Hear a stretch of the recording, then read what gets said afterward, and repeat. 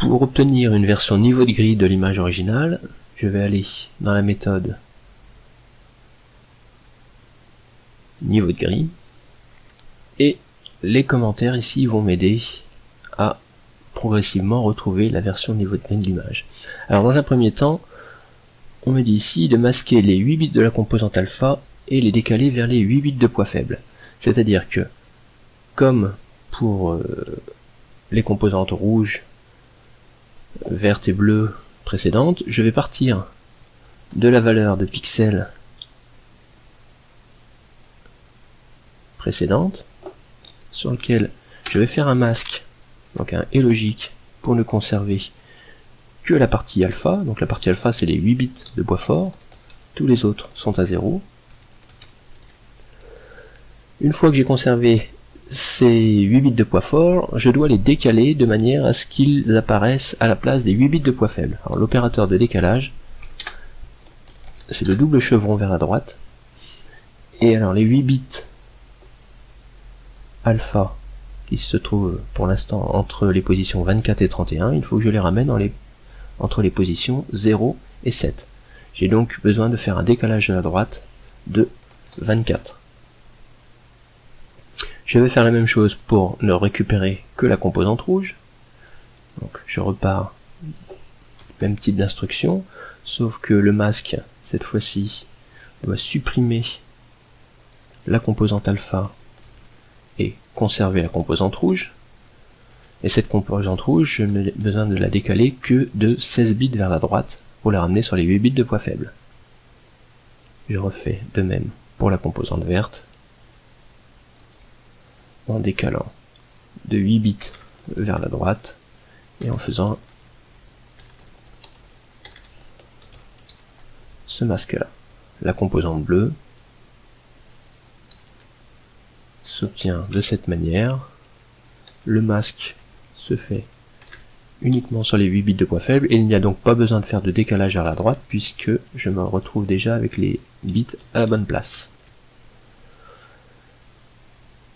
En cinquième étape, je dois recalculer la valeur de gris correspondant à ces proportions de rouge, vert et bleu. Alors la formule qui nous est donnée dans l'énoncé nous dit que cette valeur de gris, qu'on appelle aussi luminance, est composée de 21,26% de rouge, plus 71,52% de vert et 7,22% de bleu.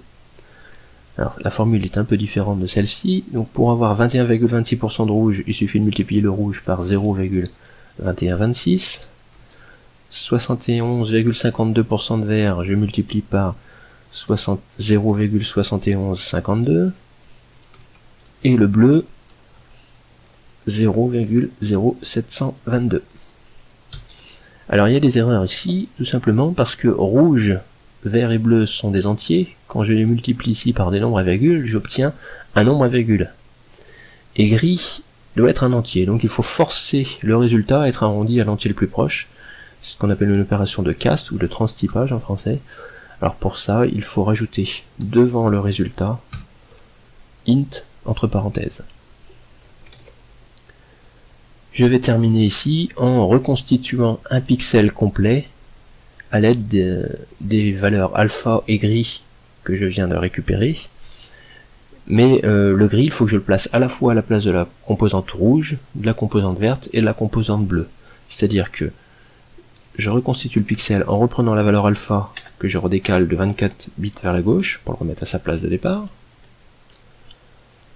À cela, je vais ajouter à la place du rouge le gris décalé de 16 bits vers la gauche. Alors pour ajouter la composante alpha et la composante grise, je peux soit faire une addition, soit faire un ou logique, qui revient exactement à la même chose ici.